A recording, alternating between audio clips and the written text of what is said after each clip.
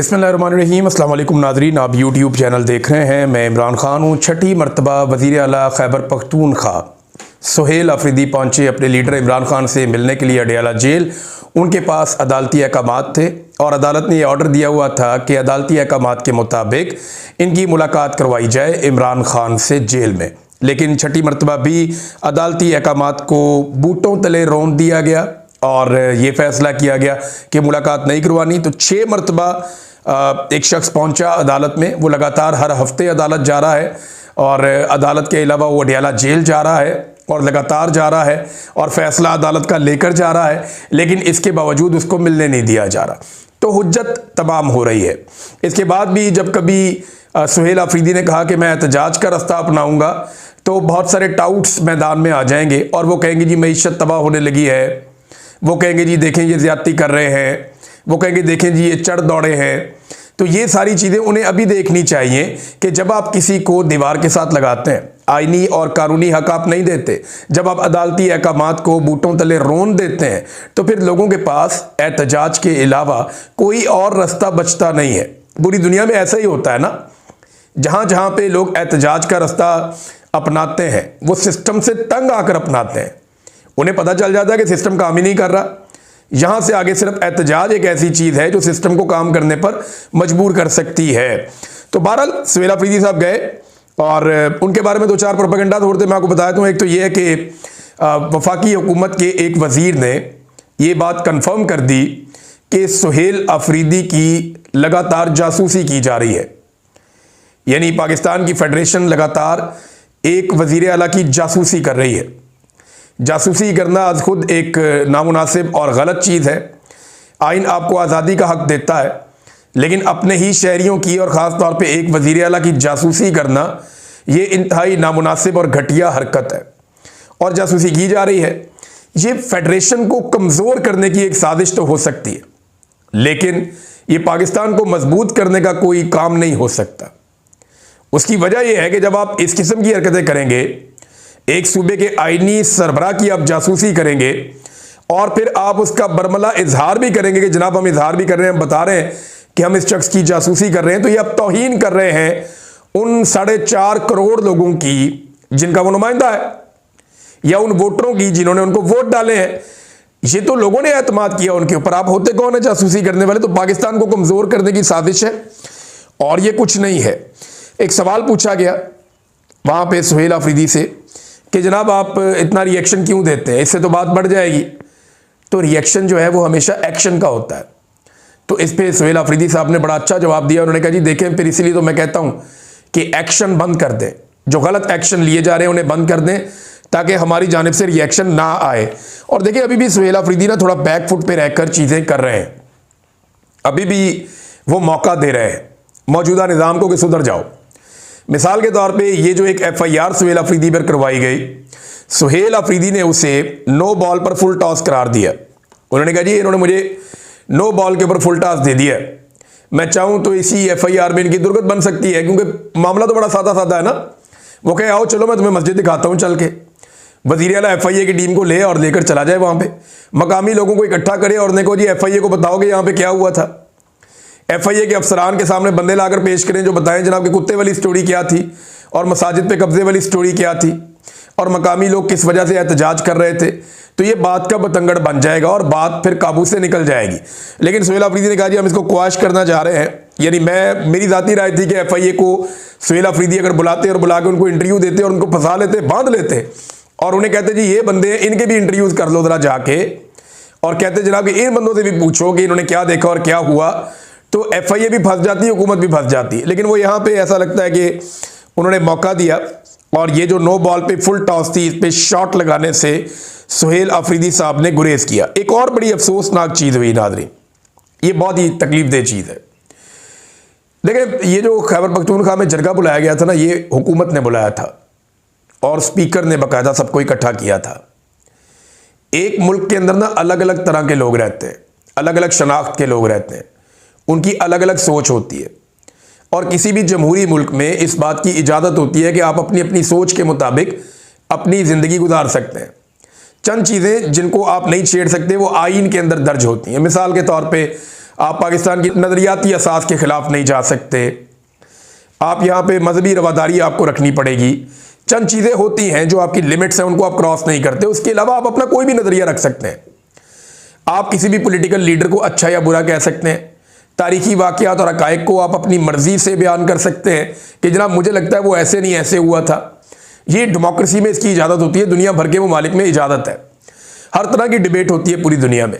अब ये डिबेट के लिए जब बुलाया गया जरगा में, तो पीटीएम के जो 2 लोग वहाँ पे आए थे वो कौमी तराने पर खड़े नहीं हुए। मुझे ज़ाती तौर पे इस पे अफसोस हुआ।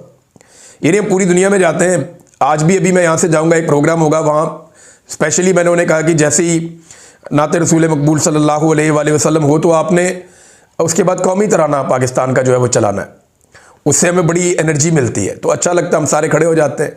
ओवरसीज़ है जितने वहाँ वो खड़े हो जाते हैं, और कई ऐसे लोग जो पाकिस्तानी नहीं भी होते वो भी खड़े हो जाते हैं। मुझे ज़ाती तौर पे अच्छा नहीं लगा जब पीटीएम के लोग खड़े नहीं हुए कौमी तराने पर, मुझे नहीं अच्छा लगा। लेकिन एक बात है कि क्या उसकी बुनियाद पे उन्हें अगवा कर लेना चाहिए? यही तो चीज़ें हैं जिन पे डिबेट करनी है। वो बोलते हैं हम नहीं खड़े हो रहे, वो बोलते हैं हम नहीं खड़े हो रहे, हम कहते हैं जी खड़े होना चाहिए ना, हमें रवादारी एक दूसरे की रखनी चाहिए। अफगानिस्तान का कौमी तराना होगा, मैं तब भी खड़ा हो जाऊंगा। यूनाइटेड स्टेट्स का होगा, मैं वहां पे मौजूद होऊंगा, वो सारे लोग एहतरामन खड़े होंगे, मैं भी उनके एहतराम में खड़ा हो जाऊंगा। हर एक के लिए आपको रवादारी की कैफियत रखनी पड़ती है ना। आप जहां मौजूद होते हैं वहां के लोगों की दिलादारी आप नहीं करते। तो पीटीएम के जो वहां पे 2 साथी आए उन्होंने नामुनासिब रवैया रखा, लेकिन उसके बाद जब वो वहां से निकले तो उन्हें अगवा कर लिया गया। अब ये इंतहाई बेइज्जती की बात है खैबर पख्तूनख्वा की हुकूमत के लिए भी और खैबर पख्तूनख्वा के सूबे के लिए भी, कि 2 लोगों को आपने बुलाया, वो आपकी गारंटी पे आए। यानी जब वो आए जरगे में तो उन लोगों को तो पता है कि उनके साथ पीटीएम के लोगों के साथ हालात बड़े सख्त रहते हैं, इन्हें गिरफ्तार भी कर दिया जाता है, वो बेचारे छुपे रहते हैं, उनके अलग अलग मामलात हैं। कुछ लोग उनके मंजर आम पे रहते हैं, कुछ नहीं रह पाते। उनके कुछ लोग जो हैं माजी में मारे भी गए हैं, और कुछ लोग जो हैं वो बड़ी सख्तियां और मुश्किलात बर्दाश्त भी करते रहे हैं। अली वजीर उनमें से एक है। अब ये लोग जो पीटीएम के आए, ये वहां से जरगे से जब निकले तो इन्हें अगवा कर लिया गया। अब वो गायब है, उनका पता कुछ नहीं है। और ये सुहेल अफरीदी साहब ने भी कहा, गुलजफर खान साहब ने भी कहा, ये नामुनासिब रवैया है। वो हमारे मेहमान थे। देखिए, जब आप जरगे में किसी को बुलाते हैं ना, तो आप मामलात को हल करने के लिए बुलाते हैं, आप इख्तलाफात को ख़त्म करने के लिए बुलाते हैं, आप एक मुश्तरका लाएअमल बनाने के लिए बुलाते हैं। अब वो एक लाएअमल बनाने के लिए आए थे, आज नहीं तो कल वो हमारी बात पे आ जाएंगे, कुछ हम उनकी मान लेंगे, कुछ वो हमारी मान लेंगे, कुछ इंसाफ उनको फराहम कर दिया जाएगा, कुछ वो रियासत के करीब आ जाएंगे। उम्मीद तो ये रखनी चाहिए ना हमेशा, और पॉलिटिकल लोग यही करते हैं। लेकिन जिसके पास डंडा हो, ताकत हो, बंदूक हो, वगैरह उठाओ, गायब करो, मारो, कत्ल करो, तो इस तरह तो मुल्क नहीं चलता ना, इस तरह तो डिबेट नहीं होती। पाकिस्तान में डेमोक्रेसी है, लेकिन अभी हमारे आइन में तो यही लिखा है कि पाकिस्तान में जमहूरियत है। लेकिन पाकिस्तान के वज़ीर दिफा ने तो कह दिया कल कि हमारे डीएनए में जमहूरियत नहीं है, हमारा तो कल्चर नहीं है जमहूरियत का। वो खुद ही उसने कह दिया। वो तो अब आमरीत के दाई बन चुके हैं। अपनी ज़िंदगी के इस हिस्से में ख्वाजा आसिफ साहब ने अपनी पूरी सियासत को एक दरिया को कूजे में बंद कर दिया। उन्होंने बताया कि उनके डीएनए के अंदर ही जमहूरियत नहीं थी। ये तो वो नौसरबाजी कर रहे थे, 2 नंबरी और फ्रॉड कर रहे थे, रंगबाजी कर रहे थे, पूरी दुनिया को बता बता के मैं जमहूरी हूं या मेरा लीडर जमहूरी है। नवाज शरीफ साहब की चेहरे से भी जमहूरियत का नकाब उतरा कल। मियाँ साहब ने कल बड़ी एक्टिंग की, बड़ा शो करने की कोशिश की, जैसे today I am not happy, यानी मैं बड़ा उदास हूं, मेरा दिल नहीं लग रहा है असेंबली में, मैं बात करने के मूड में भी नहीं हूं। बात करने के लिए था ही कुछ नहीं। 3 दफ़ा का वज़ीर आज़म और पाकिस्तान की एक ऐसी पॉलिटिकल पार्टी जो अभी इक़्तिदार में है, उसका हेड वो आता है जनाब असेंबली में और एक लफ्ज़ बोले बगैर चला जाता है। बोले क्या, कहे क्या, कहने के लिए बचे ही कुछ नहीं है। और बिला वजह शर्मिंदा होने की एक्टिंग कर रहे हैं या मजबूर होने की एक्टिंग कर रहे हैं। कोई मजबूरी नहीं है, सवाए इसके कि इक़्तिदार की ख्वाहिश है और अवाम का खौफ है। और इसीलिए इमरान खान साहब को जेल में बंद किया हुआ है और हर वो कानून साजी करते जा रहे हैं जिससे इमरान खान साहब को लंबे अरसे तक जेल में बंद रखा जा सके। और अब तो उनके वजीर खुल खुलाकर इमरान खान साहब को कत्ल करने की धमकियां भी देना शुरू हो गए। जैसा कि हनीफ अब्बासी साहब ने, जो रेलवे के वजीर हैं, उन्होंने हाल ही में एक धमकी दी है बड़ी खौफनाक कि वक्त से पहले इमरान खान साहब की फातिहा पढ़ ली जाएगी अगर ये रवैये ना तब्दील किए गए तो नादरीन, इस पर जो है वो बड़ा सख्त रद्द-ए-अमल दिया सीएम अफरीदी, सुहेल अफरीदी साहब ने। उन्होंने कहा जी कि ये ज्यादती है और इस पे हमारा बड़ा सख्त रद्द-ए-अमल आएगा। ये हमारी पख्तूनों की और कबायली रवायात को रौंदा जा रहा है। हमने उन्हें बुलाया था और वो आए थे हमारी दावत के ऊपर, 2 लोग पीटीएम के, और उनका गायब हो जाना, इसका बड़ा सख्त रद्द-ए-अमल आएगा, ये जनाब उन्होंने कहा। अच्छा, एक और प्रोपेगेंडा किया जा रहा था और ये प्रोपेगेंडा कुछ साबिक वज़ीर आला गड्डापुर के साथ मुंसलिक कुछ सोशल मीडिया के अकाउंट्स हैं, वो कल से एक प्रोपेगेंडा कर रहे थे कि सुहेल अफरीदी फैसल करीम कुंडी जो कि गवर्नर है पीपल्स पार्टी का, वहाँ पे खैबर पख्तूनख्वा में उसको नई गाड़ी लेकर दे रहा है और पेपर भी लगाया हुआ था एक। तो एक्चुअली अब सुहेल अफरीदी ने क्लियर किया कि ये गड्डापुर साहब के दौर की समरी थी और मैंने इसको मुस्तरद कर दिया। यानी वो जो गंडापुर साहब के लोग ये प्रोपेगेंडा कर रहे थे कि सुहेल अफरीदी ने तो इमरान खान को छुड़वाना था, जनाब ये तो अब गाड़ियां लेकर दे रहा है। तो इस किस्म का प्रोपेगेंडा कुछ ऐसे अकाउंट्स कर रहे थे जो गंडापुर के साथ मुंसलिक है। अब वो जो अकाउंट है वो खुलकर सामने आ गए। मैंने को बताया था कि सुहेल अफरीदी के खिलाफ पार्टी के अंदर से बड़ी साजिश होनी है। आजकल बड़ी गेम तैयार की जा रही है, बंदे तैयार हो रहे हैं कि सुहेल अफरीदी के खिलाफ प्रोपेगेंडा बड़ा करना कैसे है। तो मैं अब इतना ही आपको कहूँगा, ज़्यादा बात मैं आपके सामने नहीं करता, कि गंडापुर साहब से मुंसलिक ये सोशल मीडिया के अकाउंट्स थे, वो हमेशा उनकी तारीफ़ें करते हैं, उन्होंने ये इल्ज़ाम लगाया था। तो दूसरी जानिब से जवाब ये आया कि ये गंडापुर साहब के दौर में ही गाड़ी दी जा रही थी, हमने इसको मुस्तरद कर दिया है।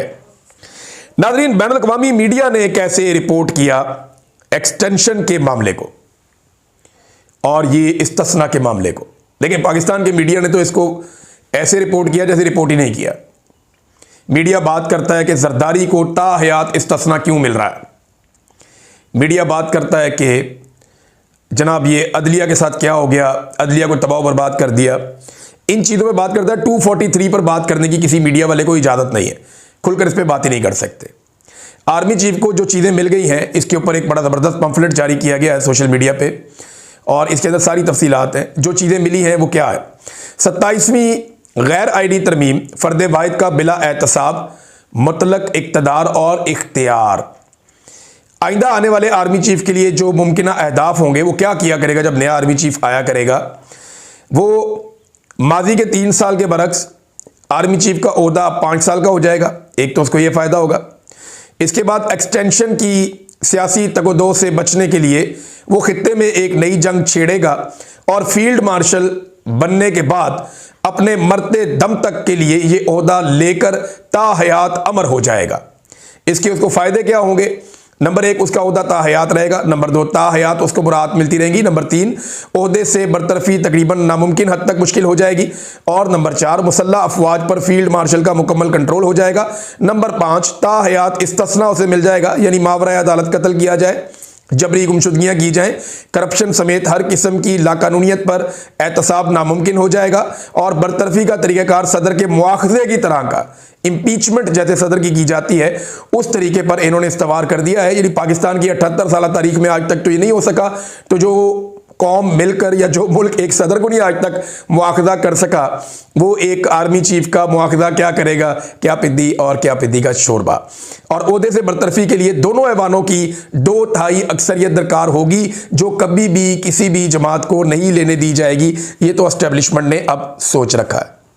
तो नाज़रीन, बैनुल-अक़वामी मीडिया इसे कैसे रिपोर्ट करे, तो हमारा मीडिया तो ऐसे रिपोर्ट कर रहा है ना। बैनुल-अक़वामी मीडिया इसको लाइफ एक्सटेंशन, लाइफ इम्यूनिटी का नाम दे रहा है। आप बैनुल-अक़वामी मीडिया निकालें, जो पाकिस्तान के अंदर 27वीं आईनी तरमीम हुई है, जहाँ पे भी आप पढ़ेंगे तो आप सर पकड़ के बैठ जाएंगे कि एक्चुअल तो रिपोर्टिंग वो कर रहे हैं कि हमने कैसे अपने आइन को दफन कर दिया, तबाह बर्बाद करके रख दिया। वो पीटीआई वालों ने चाहे मजाक में किया हो, लेकिन जो उन्होंने एक पम्फलेट निकाला ना आइन की ताज़ियत के लिए, वो बिल्कुल दुरुस्त है कि इस तारीख को आइन का इंतकाल हो गया और वजह जो है वो खौफे इमरान खान, जिसकी वजह से आइन का इंतकाल हुआ है। अब नाज़रीन, एक और जो डेवलपमेंट है वो मैं आपके सामने रखता हूँ। फिर एक कॉलम अंसार अब्बासी साहब ने लिखा, बड़ी इंटरेस्टिंग चीज़ें मैं आपके साथ शेयर करूँगा, वो बहुत ज़रूरी है क्योंकि उसमें मेरा भी तस्करा उन्होंने नाम लिए बगैर किया है। तो इसमें ना पाकिस्तान ने अमली तौर पे अब ये फैसला कर लिया है कि वो अफ़गानिस्तान के ऊपर एक हमला करेगा। ये खबर मैं आप आज दे रहा हूँ। आज 13 तारीख है नवंबर की और मैं आपको बता रहा हूँ कि पाकिस्तान अफ़गानिस्तान के ऊपर एक हमला करेगा। ये फ़ैसला पाकिस्तान ने कर लिया है और इससे अमेरिका को बड़ी खुशी हासिल होगी। वज़ीर दिफा और वज़ीर दाखिला के बयान छोटे मोटे आ चुके हैं और फील्ड मार्शल और जो इदारा है वो अपनी नीयत पहले ही शो कर चुका है। और ये एक मुख्तसर जंग रहेगी या लंबी हो जाएगी, इसके बारे में किसी को आइडिया नहीं है। पाकिस्तान को सूट करती है एक मुख्तसर जंग, क्योंकि अफगानिस्तान के पास रवायती जंग लड़ने का कोई साजो सामान नहीं है, ना उनके पास एयरफोर्स है, ना उनके पास जदीद मिसाइल सिस्टम्स हैं कि वो पाकिस्तानी फ़ौज का मुकाबला कर सकें। लेकिन लंबी जंग के अंदर, गुरीला जंग के अंदर वो इंटरनल नुकसान कर सकते हैं, अंदरूनी नुकसान कर सकते हैं, जो उनका एक पुराना तरीक़ाकार है। जैसे वो नेटो के साथ लड़े हैं बड़ा लंबा अरसा, तो क्या वो सालों तक इसको खींच लेंगे, ये एक बड़ा सवाल है। लेकिन अगर वो इसको सालों तक नहीं खींचते लड़ाई को, तो उसके पीछे एक रीज़न ये भी हो सकता है कि अमेरिका बीच में पड़ जाएगा और चाइना बीच में पड़ जाएगा। चाइना को पाकिस्तान और अफगानिस्तान की जंग इस वक्त सूट नहीं करती, और ना ही रशिया ये चाहेगा कि यहाँ पे एक नई जंग लग जाए। तो अफगानिस्तान को कोई सपोर्ट एज सच मुझे नहीं लगता कि चाइना या रशिया के अलावा कहीं से मिलेगी, क्योंकि अमेरिकन तो वैसे ही उनसे बगराम एयरबेस मांग रहे हैं। अगर वो उन्हें वो एयरबेस दे देते हैं तो शायद पाकिस्तान के जो भारी हथियार हैं उनसे वो बच पाएँ। लेकिन अब पाकिस्तान का इसमें ज़्यादा फ़ायदा होगा या नुकसान होगा? देखिए, पाकिस्तान कोशिश ये करेगा कि दहशतगर्दी जो अफगानिस्तान से आ रही है, इंडिया उसको स्पॉन्सर कर रहा है बकौल पाकिस्तानी गवर्नमेंट के, उसको रोका जाए बॉर्डर से उस तरफ, वो इधर ना आए। ये पाकिस्तान की कोशिश होगी कि ये होना चाहिए। दूसरा, पाकिस्तान की कोशिश होगी एस्टेब्लिशमेंट की कि अमेरिका को किसी तरह हम राज़ी कर लें, अमेरिका हमसे खुश हो जाए। लेकिन जो अफगानों का लड़ाई का तरीका है वो बड़ा खौफनाक है। वो फिर लंबे अरसे तक कोई ना कोई चीज़ करते रहते हैं। तो पाकिस्तान ने को फतह तो करना नहीं है अफगानिस्तान का कोई इलाका, ऐसा सच तो हमारी नीयत है नहीं, और ना हम कोई उनके इलाके छीनना चाहते हैं। ऐसी भी कोई पाकिस्तान की जानिब से कोई स्टेटमेंट या कोई चीज़ ऐसी भी सामने नहीं आई। तो ना फतह अफगानिस्तान ने पाकिस्तान के अंदर किसी इलाके को करना है। होगा ये कि दोनों ममालिक का नुकसान होगा, और काफ़ी नुकसान हो जाएगा इस एडवेंचर के नतीजे में, और भारत भी पाकिस्तान के साथ इस बीच में शरारत कर सकता है, क्योंकि ख्वाजा आसिफ ने स्टेटमेंट दिया कि पाकिस्तान जो है वो दोनों सरहदों पे एक साथ लड़ने के लिए तैयार है, भारत से भी लड़ लेगा और अफगानिस्तान से भी लड़ लेगा। क्या हमारी इकॉनमी इसकी इजाज़त देती है? एक बहुत बड़ा सवाल है। दूसरी बात यह है कि पाकिस्तान अफगानिस्तान पे हमला ये कहते हुए करता है कि वहाँ पे वो दहशतगर्द हैं जो हमारी सरजमीन पे अटैक करते हैं। तो इंडिया को भी फिर जवाब मिल जाता है कि वो पाकिस्तान के ऊपर हमला ये कहते हुए करता है कि वहाँ पे जो दहशतगर्द हैं वो हमारी सरजमीन पे हमला करते हैं। ये मैं आपको एक बात बता रहा हूँ, इंटरनेशनल तनाजुर में मैं इसके अंदर सही गलत की बात नहीं कर रहा कि पाकिस्तान ये कहता है कि अफगानिस्तान से दहशतगर्द आते हैं तो हमने अफगानिस्तान के ऊपर अटैक कर देना है। इंडिया ये कहता है पाकिस्तान से दहशतगर्दी आती है तो हमने पाकिस्तान के ऊपर अटैक कर देना है। तो अगर आप एक जवाब को दुरुस्त समझेंगे तो दूसरे को भी फिर आपको दुरुस्त समझना पड़ेगा। और इंडिया में दहशतगर्दी बहुत थोड़ी होती है, पाकिस्तान में तो दहशतगर्दी के वाकयात तवातर के साथ और बहुत ज़्यादा होते हैं जो बड़े अफसोसनाक है। तो नाज़रीन, ये देखते हैं कि इसमें क्या होता है। लेकिन अब जरा आ जाए कॉलम की तरफ जो मैंने आपको तस्करा किया था। अंसार अब्बासी साहब ने एक और कॉलम लिखा है जिसमें उन्होंने इमरान खान साहब को बहुत ज़्यादा समझाने की कोशिश की है कि आप सरेंडर करें, आपकी ये पॉलिसी गलत है। ये जो आपने फ़ैसला किया टक्कर लेने का, या आप टक्कर के लोग जो इस किस्म की बात हुई थी उससे आप मुतासिर हो गए और उसके बाद आपने जो है वो एक टकराव की पॉलिसी इख्तियार कर ली, तो पाकिस्तान तहरीक इंसाफ को क्या मिला? आपकी मकबूलियत होने के बावजूद आपको कबूलियत नहीं मिली, और आपने जो तसादुम हुआ, जो एक नफ़रत को हवा दी गई और जो सोशल मीडिया के ऊपर नफ़रत फैली, तो इससे पीटीआई तबाह बर्बाद हो गई। इमरान खान साहब अपना मौक़िफ़ तब्दील करें, नॉर्मल किस्म की सियासत जो बाकी जमातें करती हैं उस तरह करें और फिर अपने लिए रास्ता बनाएं। तो अंसार अब्बासी साहब ये बातें कर रहे हैं। देखिए, मैंने ना अंसार अब्बासी साहब के कॉलम में, क्योंकि उन्होंने मेरे एक जुमले का तस्करा किया कि उन्होंने मेरी तकरीर से, इमरान खान साहब ने मेरे मौक़िफ़ से मुतासिर होके ये वाली पॉलिसी अपना ली।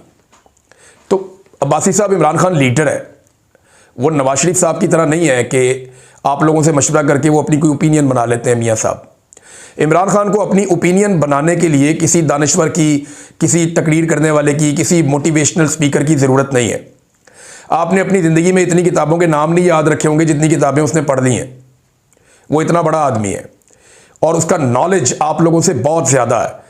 मेरे ख्याल में पाकिस्तान के अंदर जो शानदार दिमाग है उनमें से एक इमरान खान का है। तो उसको आप बेवकूफ़ नहीं बना सकते, ना आप उसको हैंडल कर सकते हैं। इमरान खान साहब अगर एक तकरीर से या कोई एक जुमले से मुतासिर होकर या सोशल मीडिया से मुतासिर होकर ये इसके अंदर कूद गया, आपकी ये सोच है, तो फिर आपकी सोच गलत है। ये एक्चुअली बारीक वारदात है। कर क्या रहे हैं? ये कर ये रहे हैं कि इमरान खान की सोच का मलबा लोगों पर डाल रहे हैं। वो ये कह रहे हैं कि ये इमरान खान की सोच नहीं है लड़ाई झगड़े की, हम इमरान खान को रास्ता देना चाहते हैं, सारा मलबा लोगों पे डाल दो, इस पे डाल दो, उस पे डाल दो। भाई इमरान खान तो रोज कहता है मुल्क भी मेरा, फौज भी मेरी। कोई और ये कहता है? जब नवाज शरीफ को मिलिट्री एस्टेब्लिशमेंट से प्रॉब्लम था, उसने ये कहा था इमरान खान वाहिद आदमी हो, बार बार कहता है मुल्क भी मेरा और फौज भी मेरी। वो तो ऑन करता है, फौज को तो गाली देता कोई नहीं है, फौज के साथ तो लड़ता कोई नहीं है। लड़ाई तो मिलिट्री एस्टेब्लिशमेंट की घटिया पॉलिसियों पे है। देखिए, आपको नवाज शरीफ अगर आप ढूंढ रहे हैं ना इमरान खान के अंदर, तो वो आपको नहीं मिलेगा। इमरान खान ने जो भी किया वो खुद ही किया। मुझे बताएं ना, इमरान खान को यहां तक लाया कौन? आपने उसका इंतखाबी निशान छीन लिया, आपने उसको बेगुनाह जेल के अंदर डाल दिया, उसका इलेक्शन चोरी कर लिया, इंसानों का कत्लेआम किया गया, चादर और चार दीवारी का बार बार तकद्दुस पामाल किया। ये किसने किया? सारा कुछ 20-25 हज़ार बंदा गिरफ्तार करके जेलों में डाल दिया। और आपने, यानी मैंने ये तकरीर की जून के आखिर में, और तो 25 मई 2022 को कौन कत्लेआम कर रहा था, लोगों को मार रहा था? तब पुल से किसने फेंका था इंसान को? तब किसने गाड़ियां तोड़ी थी, टॉर्चर किया था, तशद्दुद किया था, तबाही फेर दी थी? तब तो इमरान खान साहब डी चौक आने की बजाय वहां से लोगों को इसलिए वापस ले गए थे कि यहां पे बहुत ज्यादा खून खराबा हो जाएगा, और उसने मौका दिया था इस सिस्टम को एक मरतबा फिर चलने के लिए। तो ये कहानियां आप सुनाते हैं, आपको लगता है कि इमरान खान आपके कहने पे सरेंडर कर देगा। देखिए, ये वो लोग हैं जो जालिम को कुछ नहीं कहते, लेकिन मजलूम को कोसते रहते हैं कि तू क्यों खड़ा हुआ है, तू क्यों आवाज उठा रहा है, तू जुल्म के सामने झुक क्यों नहीं जाता? क्योंकि इनके अपने आका, इनके अपने लीडर्स जो है वो जुल्म के सामने झुक गए थे। तो ये कहते हैं इमरान खान भी जुल्म के सामने झुक जाए ताकि सारे एक जैसे हो जाए। लेकिन ऐसे ही सोच के हमें लोग हुआ करते थे यजीद और फिरौन के साथ भी। उन्हें भी ऐसे लोग मैसर थे जो डट जाने वालों को मसलियत की दावत देते रहते थे। इमरान खान साहब को हासिल क्या हुआ, ये आपने सवाल पूछा अंसार अब्बासी साहब। आज वो तारीख का सबसे मकबूल तरीन लीडर है, उसका मुकाबला नहीं हो रहा। पाकिस्तान में इस लेवल का मकबूल लीडर नहीं था, ये उसको हासिल हुआ। नंबर 2, पाकिस्तानियों को जो शऊर हासिल हुआ, पाकिस्तानियों को एग्जैक्टली पता है कि पाकिस्तान के साथ किसने क्या किया। ना सिर्फ वो तारीख को जानते हैं बल्कि उसके हवाले देते हैं। अब नंबर 3, जो एस्टेब्लिशमेंट की एक बदमाशी है पिछले 70 साल से, वो बेनकाब हो गई। इमरान खान साहब ने कपड़े उतार के चौक में खड़ा कर दिया, बता दिया बादशाह नंगा। ये तो माजी में कभी नहीं हुआ था, ये हासिल हुआ ना, ये तो कौम को फायदा हुआ इसका। फिर जो बरादरी और ज़बान और लालच की बुनियाद के ऊपर वोटें पड़ती थी, आज वो नजरिए की बुनियाद के ऊपर वोटें पड़ती हैं पाकिस्तान में। ये इमरान खान साहब ने हासिल किया। फिर जो एक सियासी माफिया को बेनकाब किया, बहुत सारे सहूलतकारों को और तमाम शोबों में छुपे हुए ऐसे गिद्धों को बेनकाब किया जो हमेशा लोगों की सियासी लाशें नोच कर उनका गोश्त खाकर अपना गुजारा करते थे। झूठा खाने वाले बेशुमार ऐसे लोगों को बेनकाब किया जो आज भी जालिम को नहीं रोकते, मजलूम को बुरा कहते हैं। ये इमरान खान ने किया और बेशुमार चीजें इमरान खान साहब ने हासिल की हैं। सोशल मीडिया की नफरत और गालम गलोच, ये तो सारी पॉलिटिकल पार्टीज में। अंसार अब्बासी साहब, आपको पाकिस्तान तहरीक इंसाफ के लोग शिकवा गिला करते होंगे, तो मुझे बाकी सारी पॉलिटिकल पार्टी के लोग करते हैं, कभी कभी पीटीआई के लोग भी करते हैं। ये तो हर पॉलिटिकल पार्टी के अंदर थोड़े बहुत लोग हर पॉलिटिकल पार्टी के अंदर होते हैं जो बदज़बान होते हैं। वो आपके मुआशरे का प्रॉब्लम है, वो लीडरशिप का नहीं है। मरियम नवाज बेशुमार ऐसे ट्विटर अकाउंट्स को और सोशल मीडिया अकाउंट्स को खुद फॉलो करती है जो गंदी मां बहन की घटिया गालियां देते हैं। इमरान खान एक को भी फॉलो नहीं करता। कभी अंसार अब्बासी साहब इस पे बात की है आपने? माओ और बहनों को गंदी गालियां देने वाले लोगों की निजी जिंदगी के ऊपर कीचड़ उछालने वालों को शरीफ खानदान बुलाकर इज्जत अफजाई करता है, अपने साथ बिठाता है। कभी इस पर बात की है आपने? इमरान खान तो ऐसा नहीं करता। उसने तो कभी किसी को नहीं कहा कि ये कहो और ये करो। इमरान खान की पार्टी में आज कितने पार्लियामेंटेरियंस हैं, उनमें से किसके मुंह से आप गालियां सुनते हैं? लेकिन मैं आपको बेशुमार दिखाता हूं पीएमएलएन के और पीपल्स पार्टी के जो गालियां देते हैं, बदतमीजी करते हैं। तो ये इस हमाम के अंदर सारे लोग तकरीबन एक जैसे नंगे होते हैं, क्योंकि एक सोसाइटी है ना, एक सोसाइटी है, उसका एक हिस्सा जो है उसकी जुबान थोड़ी सी बुरी है। तो वो जो एक हिस्सा जिसकी जुबान बुरी है, जिसको किसी सूरत भी जस्टिफाई नहीं किया जा सकता, वो हिस्सा सारी पॉलिटिकल पार्टी के अंदर है थोड़ा बहुत। आप किसी एक पॉलिटिकल पार्टी को निशाना नहीं बना सकते।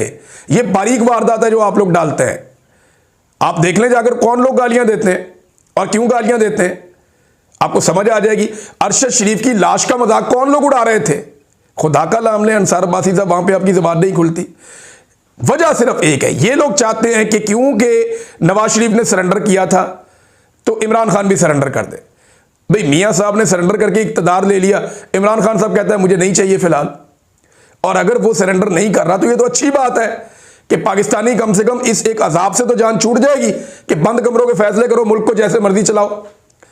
वीडियो काफ़ी लंबा हो गया नाज़रीन, बाद में बात करते हैं। अब तक के लिए इतनी, अपना ख्याल रखिएगा, अपने चैनल का भी। अल्लाह हाफ़िज़।